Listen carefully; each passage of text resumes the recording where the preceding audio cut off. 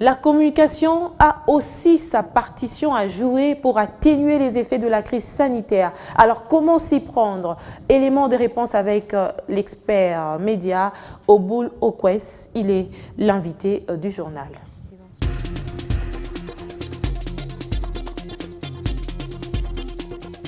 La République démocratique du Congo traverse une crise sanitaire. C'est une crise qui touche également plusieurs pays à travers le monde. D'aucuns se posent la question sur le rôle de la communication en cette période. Ça serait peut-être aussi notre première question.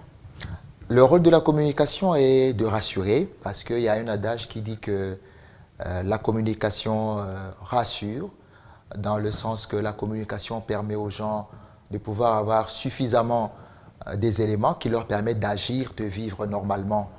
Et donc la communication est très très importante et il n'est pas envisageable qu'en ce moment où il y a cette grande crise à travers le monde, il n'est pas envisageable que ceux qui gèrent ne puissent pas mettre en avant-plan la communication.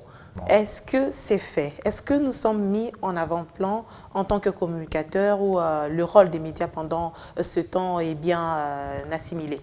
C'est vraiment de manière assez disparate, n'est-ce pas? Si on regarde le plateau à travers le monde entier, on peut voir qu'il y a des pays qui ont donné beaucoup d'importance à la communication. On va commencer par un pays comme la Chine, d'où est venue cette pandémie, où on a vu que la Chine a suffisamment communiqué sur les efforts que ce pays a fait pour pouvoir endiguer après la un temps, pandémie. Mais au début, c'était quand même géré en catimini. C'était en catimini parce que ça, c'est lié en fait au régime du pays. Oui. On a pu cacher. Mais après, ils se sont servis de la communication pour montrer qu'ils pouvaient s'en sortir. Et aujourd'hui, si la Chine s'en sort, c'est grâce à la communication que nous le savons. Alors en France également, on voit qu'il y a une très bonne communication. Ça a été très bien arrangé. Ben, chez nous, en République démocratique du Congo, il faut dire que maintenant, finalement, la communication commence à prendre sa place. Au début, c'était assez catastrophique, on l'a vu. Hein. L'entame était assez difficile, ce n'était pas ce qu'il fallait faire. Et tout le monde l'a dit, tout le monde l'a décrié. Mais de plus en plus aujourd'hui, on trouve que les éléments sont en train d'être mis en place. Doit-on minimiser l'impact de la crise pour sauver des vies ? Par exemple, en termes des chiffres, on sait qu'il y aurait autant de morts. Il y a certains pays où on gère l'information. Il y a certaines solutions aussi qui peuvent être mises en avant pour sauver des vies. Mais à un certain moment, on sent que chacun adopte une certaine politique pour gérer son information comme il entend. Oui, l'information des crises, ce n'est pas une information factuelle, ce n'est pas l'information liée à l'événementiel, ce n'est pas lorsqu'un événement arrive immédiatement qu'on en parle. Dans une communication des crises est une communication stratégique, parce que la crise a des étapes. Qu'est-ce qu'on fait? On gèle ou on gère l'information, non pas pour que les gens ne sachent pas exactement ce qui se passe, mais pour savoir qu'est-ce qu'il faut dire aux gens. Mais le gouvernement doit jouer aussi à la transparence. Jouer à la transparence, mais il ne faut pas paniquer les gens, parce que vous pouvez jouer à la transparence. Dès les premiers jours, vous annoncez qu'il y a eu 55 morts et vous voyez la panique que cela peut poser au moment où on n'était pas encore confiné, par exemple. Alors, il faut gérer au fur et à mesure qu'on avance pour essayer de voir si psychologiquement les gens sont préparés à accepter ce type ou c'est tel autre type d'information.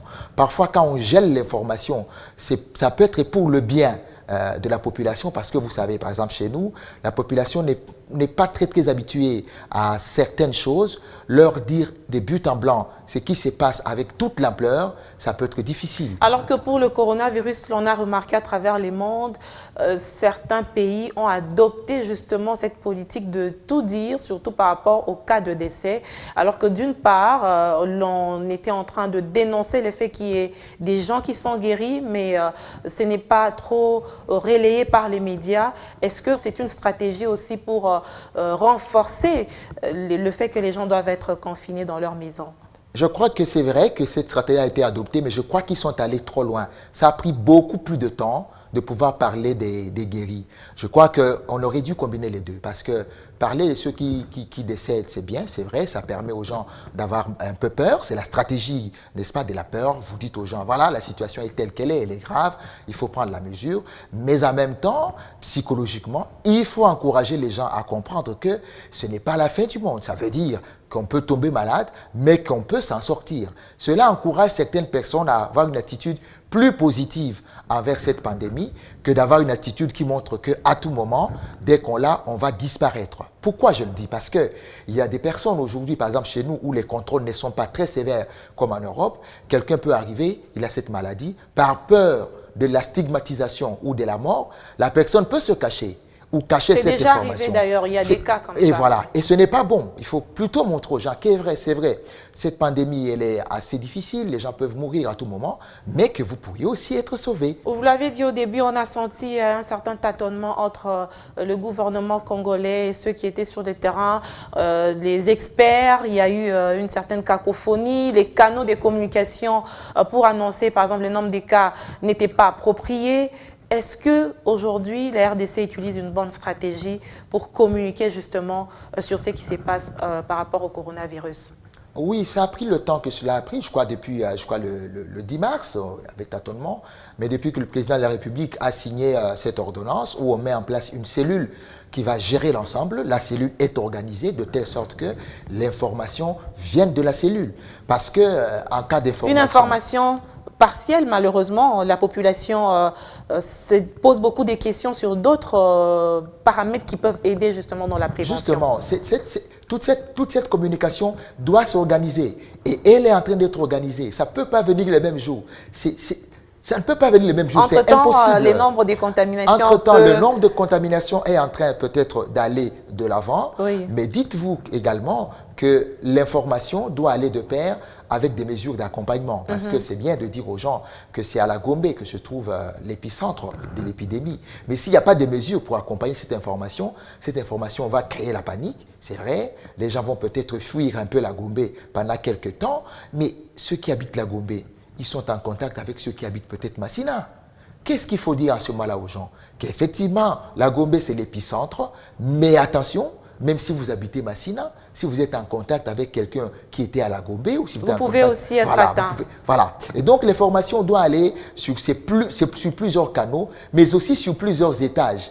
Parce qu'on ne peut pas dire à celui qui habite, je ne sais pas moi, Kaluka, qui peut-être n'est pas sorti depuis 3 semaines, lui donner l'information de la même manière que celui qui va travailler tous les jours en ville.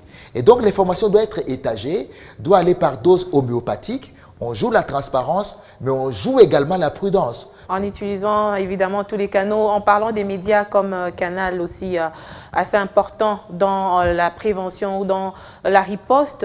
On sait tous, on connaît le contexte des médias congolais, surtout des médias privés qui n'ont pas des subventions.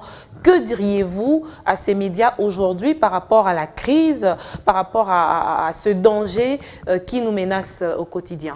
Je voudrais d'abord faire 2 préalables. Le premier préalable, c'est que les médias ne sont pas là pour faire la communication.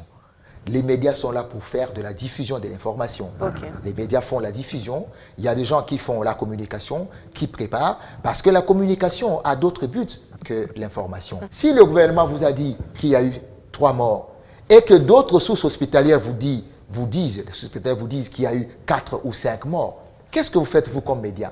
Vous restez au milieu pour dire que le bilan varie entre 3 et 5 morts, 3 selon le gouvernement, 5 selon les sources hospitalières. Okay. En ce moment-là, vous n'avez pas dit la vérité. Parce que quelle est la vérité parmi les deux? Ça dépend de quel côté vous êtes resté sur les faits. Vous êtes resté sur les faits. Les médias ont ce grand rôle de pouvoir, grâce à leurs sources, donner l'information, la bonne information, celle que les médias ont reçue et qui leur permettent de rassurer la population en leur disant qui a fait quoi, à quel moment, voilà, ainsi de suite. Voilà. Sans moyens. Peut-être aujourd'hui c'est un problème de moyens qui se pose, mais déjà les médias font bien le travail qu'ils font. Si la petite partie que les médias consacrent comme moyen à pouvoir faire, par exemple, toutes les émissions des shows, je donne un exemple, si on peut se servir de tous ces petits moyens pour ne fût-ce que donner des bribes d'informations, mais également faire parler les gens, parce que l'information qui vient d'en haut, peut-être qu'elle n'est pas très crédible parce qu'on pense que les gens cachent toujours quelque chose. Également donner la parole aux gens, n'est-ce pas? Cela peut permettre peut-être de baisser un peu toute cette tension. Vous voyez, les gens sont confinés et il y a beaucoup de pression, de la psychose. La psychose.